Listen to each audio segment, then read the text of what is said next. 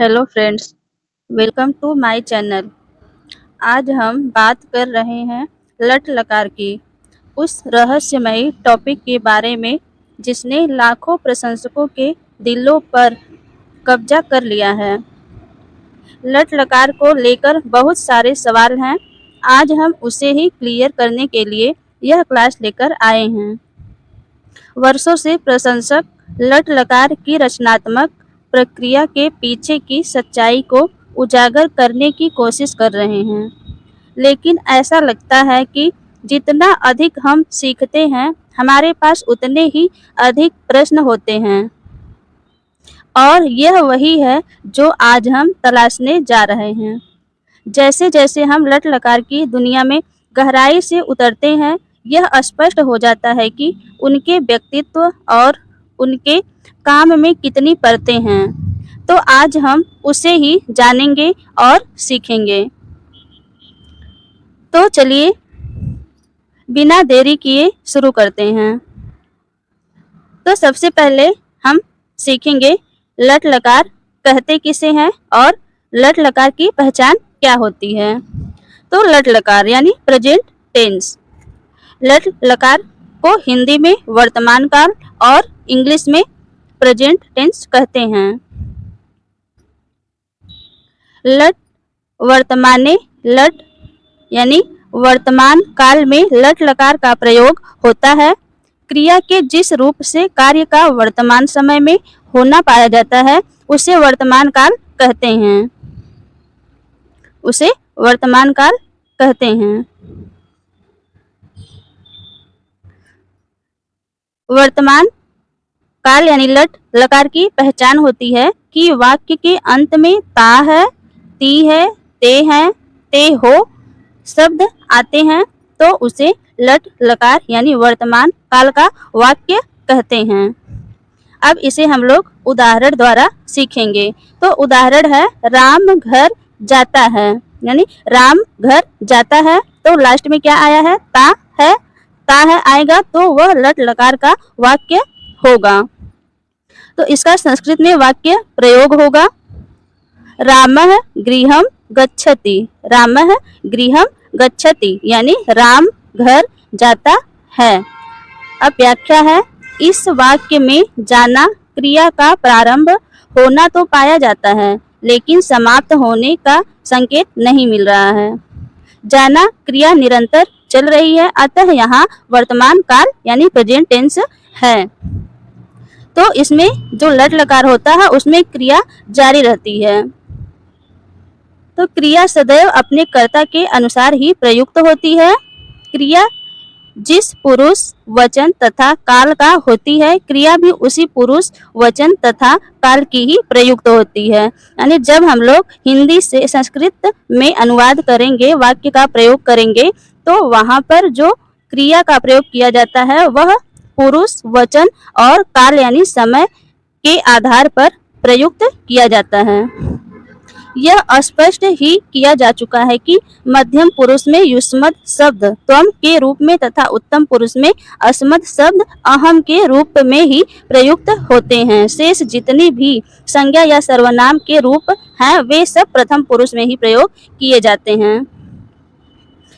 आप लोग जानते होंगे कि संस्कृत में 3 वचन होते हैं, एक वचन, द्विवचन, बहुवचन। और संस्कृत में 3 ही पुरुष भी होते हैं, प्रथम पुरुष, मध्यम पुरुष और उत्तम पुरुष। एक वचन के अंतर्गत एक का बोध होता है, यानी एक कर्ता रहेगा तो उसे एक वचन कहेंगे, और 2 कर्ता होगा यानी 2 लोग रहेंगे तो वह द्विवचन के अंतर्गत आएगा, और 2 से अधिक लोग रहेंगे तो वह बहुवचन के अंतर्गत आएगा। अब हम लोग देख लेते हैं पुरुष। पुरुष 3 होते हैं, प्रथम पुरुष, मध्यम पुरुष और उत्तम पुरुष। तो प्रथम पुरुष के अंतर्गत वह आता है, वे दोनों। प्रथम पुरुष के अंतर्गत वे दोनों और वे सब। प्रथम पुरुष के अंतर्गत आता है वे दोनों, वह, वे दोनों और वे सब। सब मध्यम पुरुष के अंतर्गत आता है। मध्यम पुरुष के अंतर्गत तुम, मध्यम पुरुष के अंतर्गत आता है तुम। एक नया पेज ले लेते हैं जिससे कि अच्छे से समझ में आए। तो प्रथम पुरुष एक वचन के अंतर्गत सह आता है और सह का अर्थ होता है वह। प्रथम पुरुष द्विवचन के अंतर्गत आता है तो, और तो का अर्थ होता है वे दोनों। प्रथम पुरुष बहुवचन के अंतर्गत आता है ते, और ते का अर्थ होता है वे सब। एक वचन के अंतर्गत एक व्यक्ति होता है, और द्विवचन के अंतर्गत दो लोग होते हैं, दो व्यक्ति होता है, और बहुवचन के अंतर्गत दो से अधिक लोग रहते हैं। जहाँ पर दो से अधिक लोगों का बोध होता है वहां पर बहुवचन होता है। मध्यम पुरुष एक वचन के अंतर्गत तुम आता है, और तुम का अर्थ होता है तुम। मध्यम पुरुष द्विवचन के अंतर्गत युवाम आता है, और युवाम का अर्थ होता है तुम दोनों। मध्यम पुरुष बहुवचन के अंतर्गत यूयम आता है, और यूयम का अर्थ होता है तुम सब। उत्तम पुरुष एक वचन के अंतर्गत अहम आता है, और अहम का अर्थ होता है मैं। उत्तम पुरुष द्विवचन के अंतर्गत आवाम आता है, और आवाम का अर्थ होता है हम दोनों। उत्तम पुरुष बहुवचन के अंतर्गत वयम आएगा, और वयम का अर्थ होगा हम सब। तो इस प्रकार से प्रथम पुरुष के अंतर्गत वह, वे दोनों, वे सब आता है। मध्यम पुरुष के अंतर्गत तुम दोनों, तुम सब आता है। और उत्तम पुरुष के अंतर्गत मैं, हम दोनों, हम सब आता है। तो संस्कृत हिंदी से संस्कृत वाक्य प्रयोग करने में या हिंदी से संस्कृत अनुवाद करने में आप लोगों को इसकी बहुत ही आवश्यकता पड़ेगी। यह आपको याद होना चाहिए। तो अब हम लोग सीखेंगे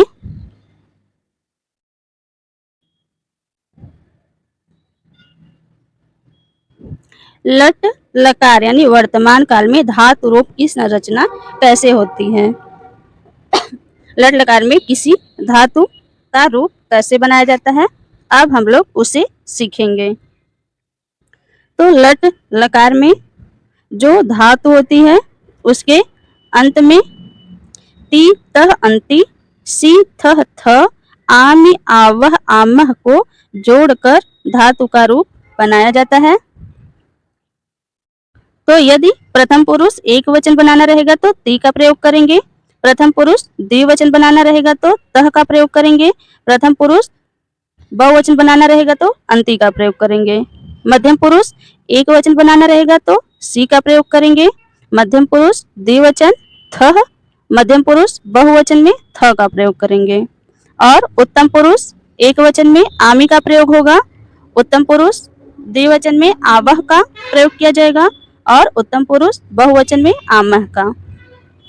तो इस तरह से धातु की संरचना करते समय हम लोगों को धातु के अंत में ती तह अंति सी थह थ आमि आवह आमह को जोड़ना पड़ता है। तो अब हम लोग कुछ उदाहरण द्वारा सीखेंगे कि धातु रूप कैसे बनाया जाता है इस सूत्र का प्रयोग करके।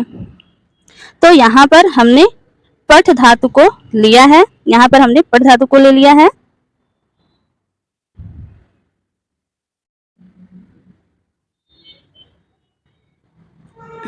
लट लकार यानी वर्तमान काल धातु रूप के कुछ उदाहरण, और इस उदाहरण में पहला है पठ धातु। पठ धातु, तो पठ धातु कैसे चलेगा। प्रथम पुरुष एक वचन पठति, प्रथम पुरुष द्विवचन पठतः, प्रथम पुरुष बहुवचन पठन्ति। मध्यम पुरुष एक वचन पठसि, मध्यम पुरुष द्विवचन पठथः, मध्यम पुरुष बहुवचन पठथ। उत्तम पुरुष एक वचन पठामि, उत्तम पुरुष द्विवचन पठावः, उत्तम पुरुष बहुवचन पठामः। तो लट लकार में पठ धातु का रूप इस तरह से चलता है। अब इसमें देखिए धातु जो है मात्र पठ है और इस सूत्र के अनुसार इस धातु के लास्ट में यही सारा ती, ती, तह, अंति, ती, तह, अंति, सी, थह, थ, आमि, आवह, आमह का प्रयोग किया गया है। तो धातु क्या थी? बसपठ थी और उसके लास्ट में प्रथम पुरुष एक वचन में ती जोड़ दिया गया, प्रथम पुरुष द्विवचन में तह जोड़ दिया गया ये वाला, और प्रथम पुरुष बहुवचन में अंति लगाना था, अंति लगा दिया, तो प्रथम पुरुष का पूरा पठ धातु का रूप बन गया। इसी प्रकार मध्यम पुरुष में पठ धातु के लास्ट में सी जोड़ा गया है, यहाँ से मध्यम पुरुष द्विवचन में थ जोड़ा गया, मध्यम पुरुष बहुवचन में थ जोड़ा गया है, और उत्तम पुरुष एक वचन में पठ धातु थी, लास्ट में आमी जोड़ा गया, और उत्तम पुरुष द्विवचन में आवह जोड़ा गया, और उत्तम पुरुष बहुवचन में आमह जोड़ा गया, और मात्र यही लगाने से पठ धातु का रूप लट लकार में बड़े ही आसानी से बन गया। तो इस तरह से आप भी लट लकार में किसी भी धातु का रूप बड़े ही आसानी से बना सकते हैं। तो इसे समझाने के लिए हमने और भी उदाहरण लिए हैं, तो चलिए अब उसे देखते हैं और सीखते हैं, जिससे कि आपको लट लकार में धातु रूप बनाना एकदम आ जाए। तो अब है दूसरा उदाहरण है गम या गच्छ धातु। गम या गच्छ धातु लट लकार में लट लकार सूत्र का प्रयोग करके कैसे बनेगा उसे अब हम लोग सीखेंगे। तो प्रथम पुरुष एक वचन गच्छति, प्रथम पुरुष द्विवचन गच्छतः, प्रथम पुरुष बहुवचन गच्छन्ति, मध्यम पुरुष एक वचन गच्छसि, मध्यम पुरुष द्विवचन गच्छथः, मध्यम पुरुष बहुवचन गच्छत, उत्तम पुरुष एक वचन गच्छामि, उत्तम पुरुष द्विवचन गच्छावः, उत्तम पुरुष बहुवचन गच्छामः। तो इसमें भी क्या जोड़ा गया है लास्ट में? गम मतलब होता है जाना और गच्छ मतलब भी होता है जाना। गम धातु का रूप जो है वह गच्छ से चलता है। तो धातु हमारी क्या थी? मात्र गच्छ थी, गच्छ गच्छ गच्छ थी, और इसके लास्ट में जो लट लकार में धातु रूप संरचना करने का सूत्र है उसी को लगा दिया गया है। तो क्या लगाया गया है?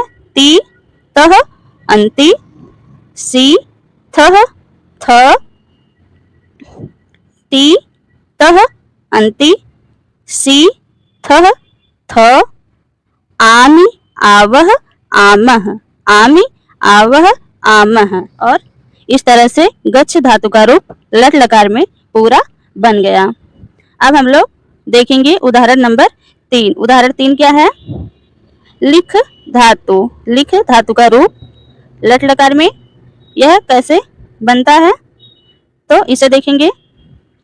प्रथम पुरुष एक वचन लिखति, प्रथम पुरुष द्विवचन लिखतः, प्रथम पुरुष बहुवचन लिखन्ति, मध्यम पुरुष एक वचन लिखसि, मध्यम पुरुष द्विवचन लिखथः, मध्यम पुरुष बहुवचन लिखत, उत्तम पुरुष एक वचन लिखामि, उत्तम पुरुष द्विवचन लिखावः, उत्तम पुरुष बहुवचन लिखामः।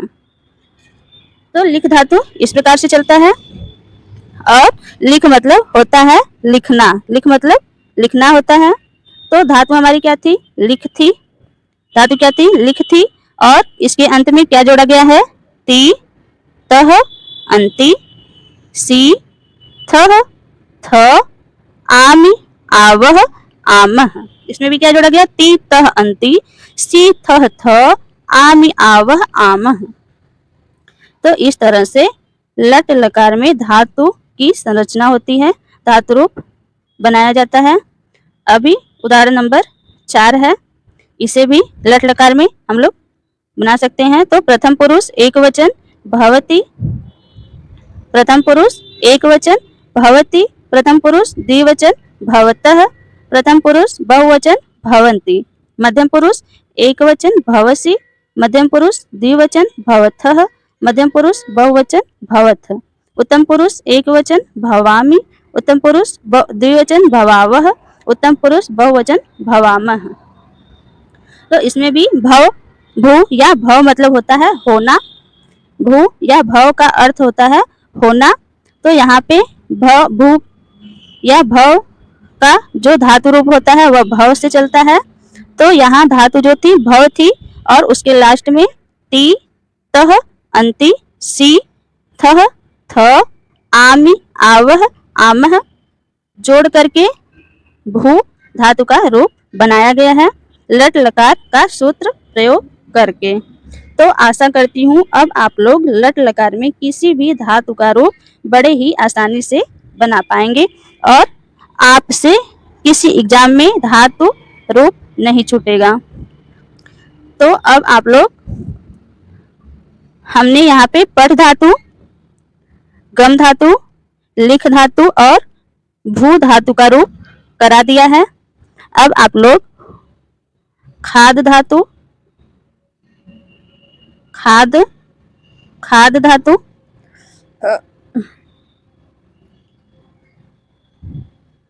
चल धातु, खाद मतलब होता है खाना, खाद मतलब खाना, और चल धातु, चल मतलब चलना, चल मतलब चलना।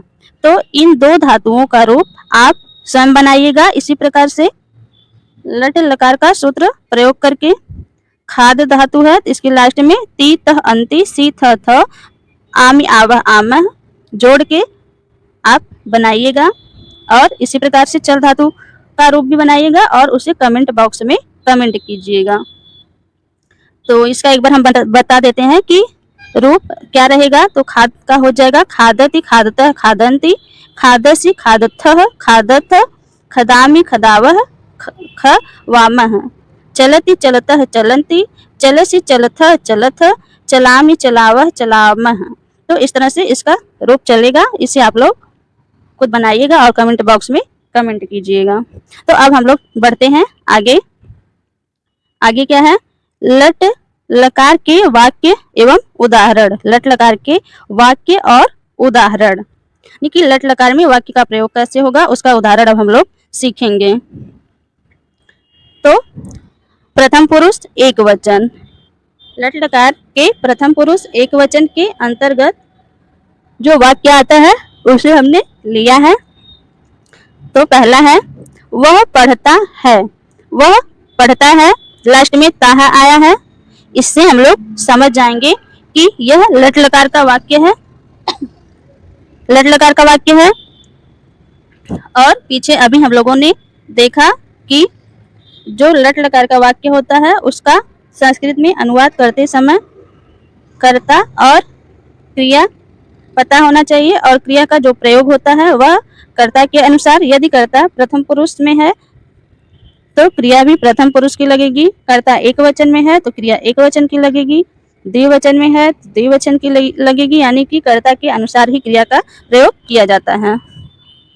तो वह पढ़ता है, वह मतलब क्या होता है? वह का संस्कृत सह होता है, अभी हम लोगों ने देखा। सह मतलब वह, पढ़ना पढ़ धातु का है। तो प्रथम पुरुष एक वचन पठति, प्रथम पुरुष एक वचन जो धातु रहती है उसमें ती लगाएंगे तो हो जाएगा सह पठति, मतलब वह पढ़ता है। दूसरा है वह पढ़ती है, वह पढ़ती है। तो पढ़ती है स्त्रीलिंग है और स्त्रीलिंग के लिए सा का प्रयोग किया जाता है। सा मतलब होता है वह स्त्रीलिंग, तो हो जाएगा सा। और सा जो है वह जो है यह प्रथम पुरुष एक वचन का है, तो क्रिया भी प्रथम पुरुष एक वचन की लगाएंगे और प्रथम पुरुष एक में जो धातु रहती है उसके लास्ट में ती जोड़ा जाता है। तो यहाँ पठ धातु है, पठ मतलब होता है पढ़ना, पढ़ धातु है। तो पढ़ धातु जो है उसके लास्ट में क्या जोड़ेंगे? ती जोड़ेंगे, तब प्रथम पुरुष एक वचन की धातु बनेगी तो हो जाएगा सा पठति, सा पठति मतलब वह पढ़ती है। इसी प्रकार से फल गिरता है, तो फल भी एक वचन है, एक वचन, तो फलम हो जाएगा। और पतति, पतति मतलब होता है गिरता है, और पत, पत मतलब होता है गिरना, तो यहाँ पत धातु है तो हो जाएगा फलम पतति। वह पढ़ता है सह पठति, वह पढ़ती है सा पठति, फल गिरता है फलम पतति, फलम पतति। और है एक वचन का आप जाते हैं, आप जाते हैं। तो आप जो प्रयोग होता है वह एक व्यक्ति के लिए प्रयोग होता है, एक के लिए, इसका मतलब यह एक वचन है। तो एक वचन प्रथम पुरुष के अंतर्गत आएगा, क्योंकि प्रथम पुरुष के अंतर्गत कोई नाम या सर्वनाम आता है, और आप जो है वह सर्वनाम है, तो प्रथम पुरुष एक वचन के अंतर्गत आएगा। इसलिए हम लोग क्रिया जो है वह प्रथम पुरुष एक वचन की लगाएंगे। तो भवान, भवान मतलब होता है आप, और जाना, गम या गच्छ मतलब जाना होता है, तो वह क्रिया प्रयोग करेंगे। और प्रथम पुरुष एक वचन का करता है, तो क्रिया भी प्रथम पुरुष एक वचन की लगाएंगे। और प्रथम पुरुष एक वचन का जो सूत्र है वह ती है, तो जो धातु है उसमें हम लोग क्या जोड़ेंगे, ती। तो गच्छ धातु है यहाँ पे, तो हो जाएगा गच्छति, भवान गच्छति, यानी आप जाते हैं। तो इस तरह से प्रथम पुरुष एक वचन का वाक्य प्रयोग किया जाता है। आशा करती हूँ अब आप लोग प्रथम पुरुष एक वचन का वाक्य प्रयोग कर लेंगे। अब हम लोग देखेंगे प्रथम पुरुष में द्विवचन, यानी प्रथम पुरुष में द्विवचन में यदि वाक्य प्रयोग करना रहेगा तो कैसे करेंगे। तो उदाहरण है, वे दोनों पढ़ते हैं, वे दोनों। तो वे दोनों की संस्कृत जो होती है तव होती है, अभी हम लोगों ने पीछे पढ़ा। तव मतलब वे दोनों, पढ़ धातु है, तो पढ़ धातु द्विवचन है, तो द्विवचन में ती, ती, तह, अंति, और द्विवचन में ये प्रयोग होता है। यह प्रथम पुरुष चल रहा है तो यही प्रयोग किया जाएगा।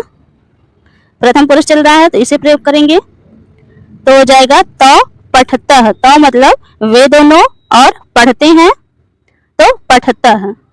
तो के साथ तह धातु में तह जोड़ा जाता है, तो हो जाएगा तो पठतः, वे दोनों पढ़ते हैं।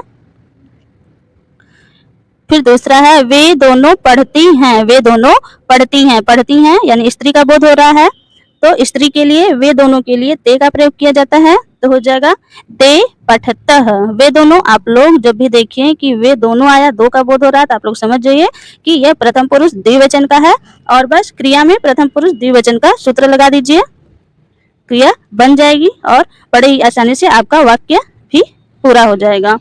तो हो जाएगा वे दोनों मतलब होता है ते, और पढ़ना क्रिया है तो पठता है। ते के साथ हमेशा क्रिया के अंत में तह लगाया जाता है, तो हो जाएगा ते पठता है, ते पठता है।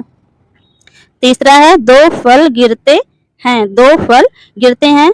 दो फल यानी द्विवचन, तो दो फल का हो जाएगा फले, और गिरना पततः। दो फल आया यानी यह प्रथम पुरुष द्विवचन का है, तो क्रिया के लास्ट में हम लोग तह जोड़ेंगे, तो सीधा हो जाएगा पततः है। तो हो जाएगा दो फल गिरते हैं का वाक्य प्रयोग हो जाएगा फले पततः, फले पततः। अब इसके आगे है प्रथम पुरुष द्विवचन, आप दोनों जाते हैं, आप दोनों जाते हैं। तो भवंतो, भवंतो मतलब आप दोनों, गच्छतः, गच्छ धातु था, गच्छ धातु, और प्रथम पुरुष द्विवचन, क्योंकि दो लोगों का बोध हो रहा है यानी द्विवचन होगा। तो और जब द्विवचन होता है तो क्रिया के अंत में तह जोड़ा जाता है लट लकार में, इसलिए यहाँ पे क्या हो जाएगा गच्छतः, तो हो जाएगा भवंतो गच्छतः, भवंतो गच्छतः। तो हमने लट लकार में प्रथम पुरुष एक वचन में वाक्य प्रयोग और प्रथम पुरुष द्विवचन में वाक्य प्रयोग सीख लिया। अब हम लोग देखेंगे प्रथम पुरुष बहुवचन, यानी लट लकार में प्रथम पुरुष बहुवचन में वाक्य प्रयोग कैसे किया जाता है और उसके अंतर्गत कौन से वाक्य आते हैं। तो वे सब पढ़ते हैं, क्या आया, वे सब पढ़ते हैं। तो वे सब, यहाँ पर दो लोगों से अधिक का बोध हो रहा है, तो इससे आप लोग समझ जाएंगे कि यह प्रथम पुरुष बहुवचन का है, और प्रथम पुरुष के अंतर्गत वह वे दोनों वे सब आता है। तो इससे भी आप लोग पकड़ सकते हैं कि यह प्रथम पुरुष बहुवचन का है, और जब कर्ता प्रथम पुरुष बहुवचन का रहेगा तो क्रिया भी प्रथम पुरुष बहुवचन की लगेगी। और लट लकार में प्रथम पुरुष बहुवचन की क्रिया के अंत में अंति जोड़ा जाता है।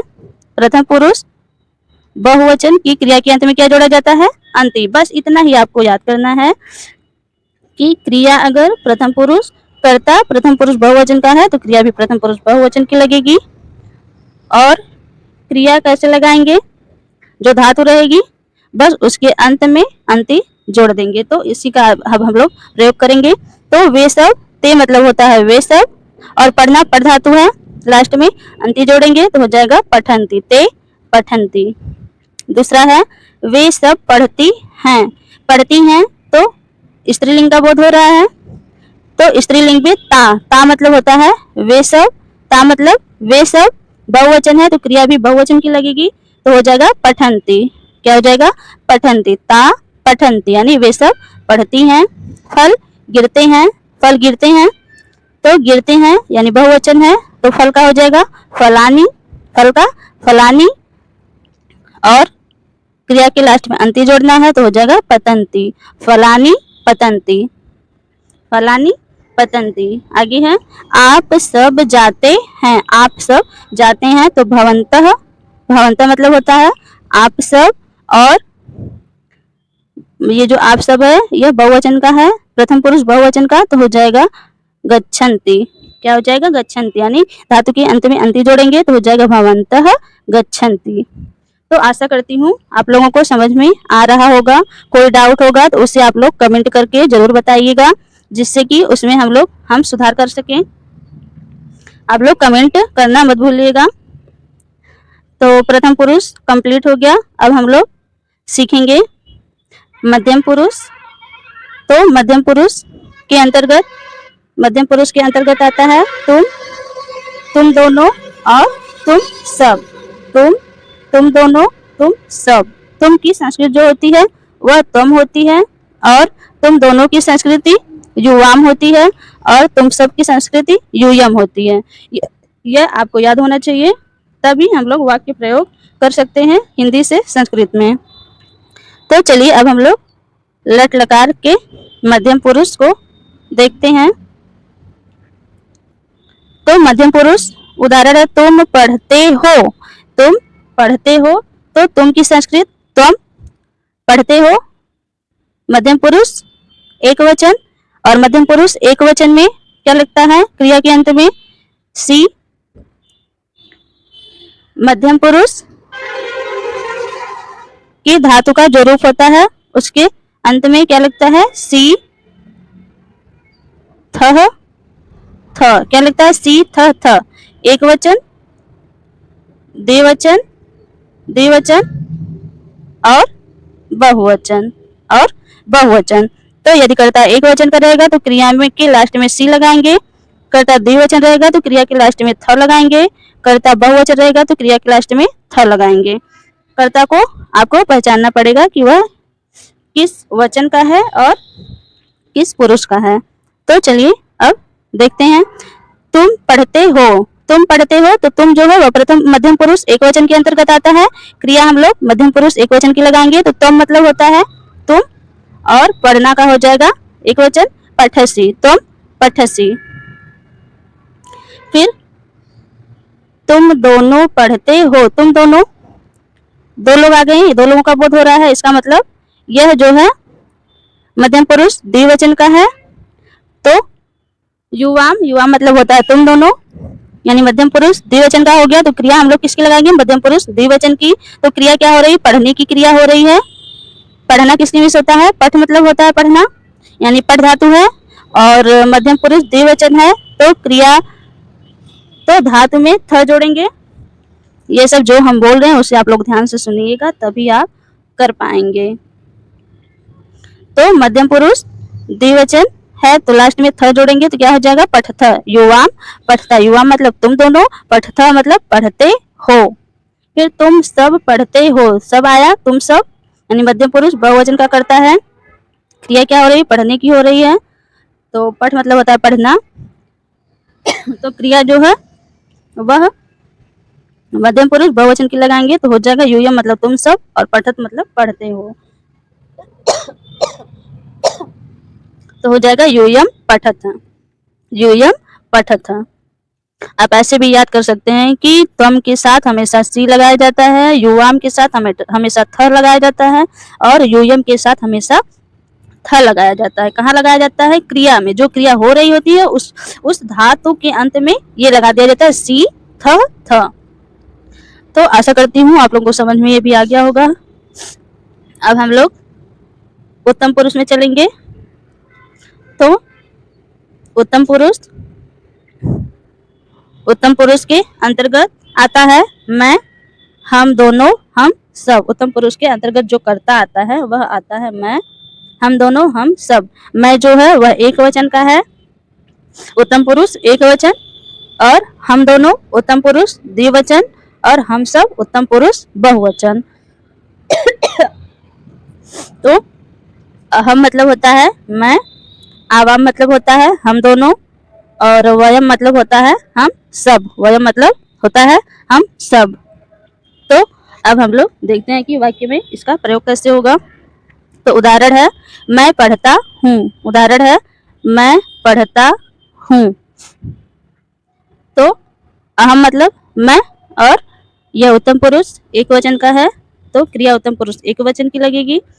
और उत्तम पुरुष में आमी आवह आमह जोड़ा जाता है धातु के अंत में, इसलिए यहाँ पे क्या हो जाएगा? अहम पठामी। मैं पढ़ता हूँ, अहम पठामी।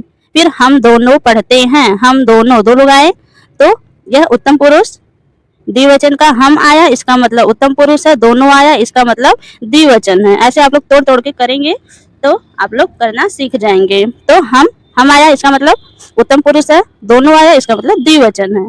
पढ़ना पढ़ धातु है, और ते है आया, इसका मतलब यह लट लकार है। आप लोग ऐसे ही ढूंढेंगे कि सबसे पहले हम आया है, तो इससे आप पहचानेंगे कि उत्तम पुरुष है। दोनों आया है, इससे आप पहचानेंगे द्विवचन है।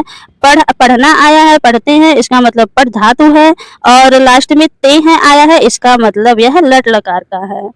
तो अब आप लोग समझ गए कर्ता क्या है, वचन क्या है, क्रिया क्या है, और धातु क्या है। तो आप लोगों को फिर लकार क्या है ये भी जान गए। तो अब उसका जो फार्मूला होता है, जो सूत्र होता है, जो नियम होता है, उसका प्रयोग करके आप सीधा बना लीजिए, अनुवाद कर लीजिए।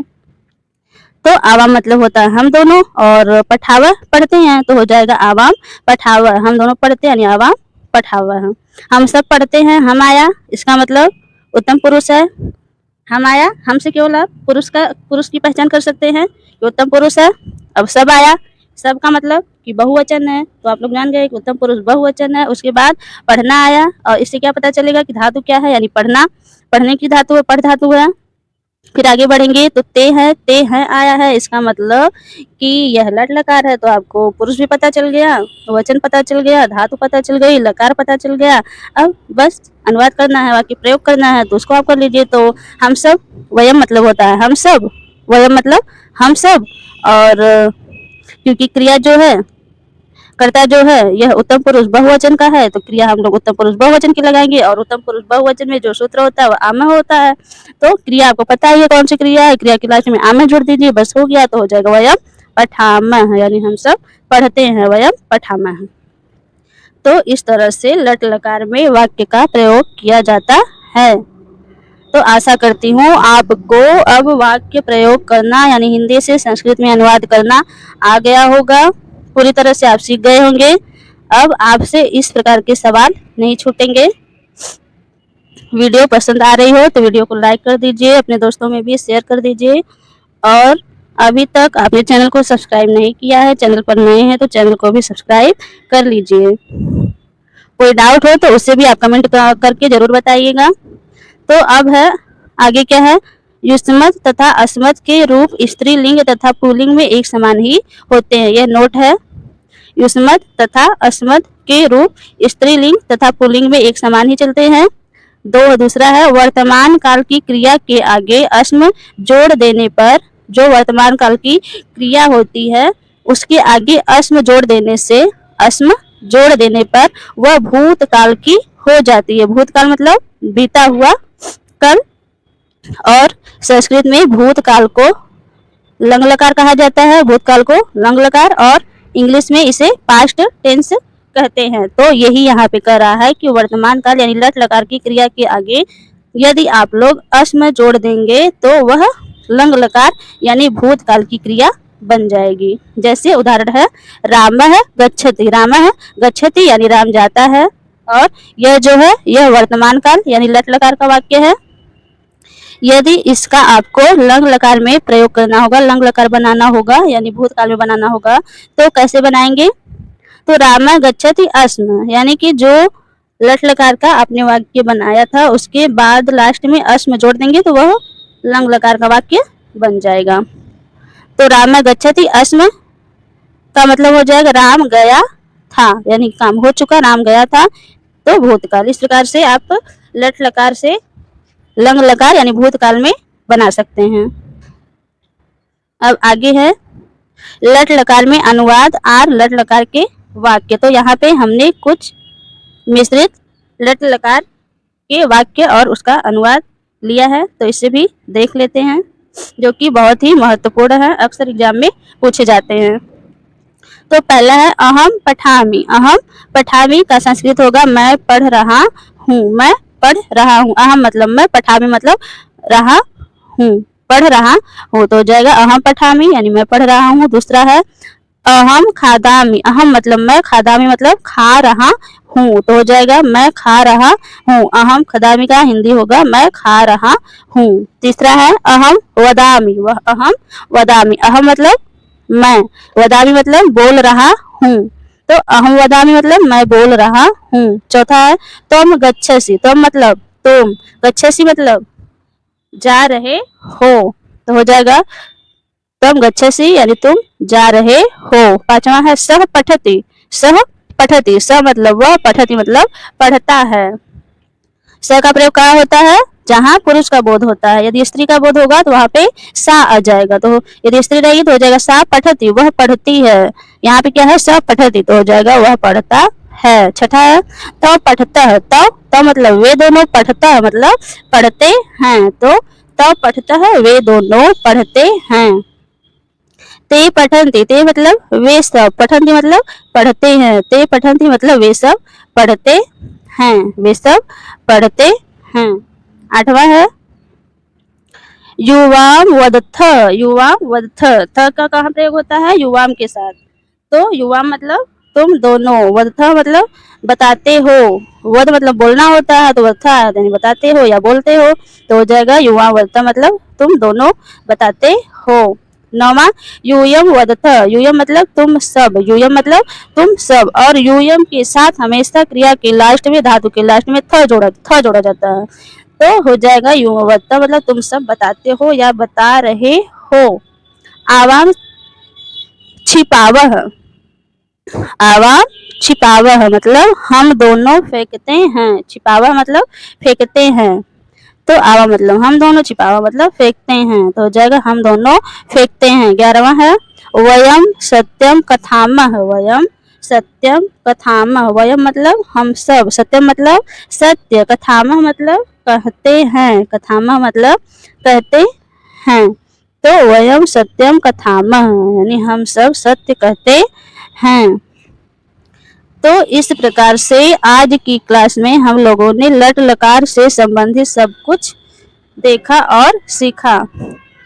आज हम लोगों ने क्या क्या पढ़ा? तो लट लकार में वाक्य प्रयोग, लट लकार के वाक्य उदाहरण, लट लकार में धातु की संरचना कैसे की जाती है उसे, और उसके बाद लट लकार में पद धातु रूप कैसे चलता है, लट लकार में गम धातु कैसे चलता है, लट लकार में लिख धातु कैसे चलता है, और लट लकार में भू यानी भव धातु कैसे चलता है, इसे हम लोगों ने सीखा। और लट लकार में वाक्य का प्रयोग कैसे किया जाता है, वाक्य कैसे बनाया जाता है हिंदी से संस्कृत में, उससे भी हमने सीखा। लट लकार के सूत्र का प्रयोग करके धातुएं कैसे बनाई जाती हैं उससे भी आज की इस क्लास में हम लोगों ने सीखा। तो आशा करती हूँ आज की क्लास आपको पसंद आई होगी। यदि कोई डाउट हो तो उसे आप कमेंट करके जरूर बताइएगा, और वीडियो को लाइक कर दीजिएगा, चैनल को भी सब्सक्राइब कर लीजिएगा। आप यह वीडियो कहाँ से देख रहे हैं इससे भी आप जरूर कमेंट करके बताइएगा, जिससे कि हमें पता चल सके कि आप यह वीडियो कहाँ से देख रहे हैं। आप नेक्स्ट वीडियो किस टॉपिक पर चाहते हैं इसे भी कमेंट करके बता सकते हैं। तो चलिए अब मिलते हैं नेक्स्ट वीडियो में नेक्स्ट टॉपिक के साथ। तब तक के लिए सुनीता चौरसिया चैनल से जुड़ने के लिए दिल से धन्यवाद।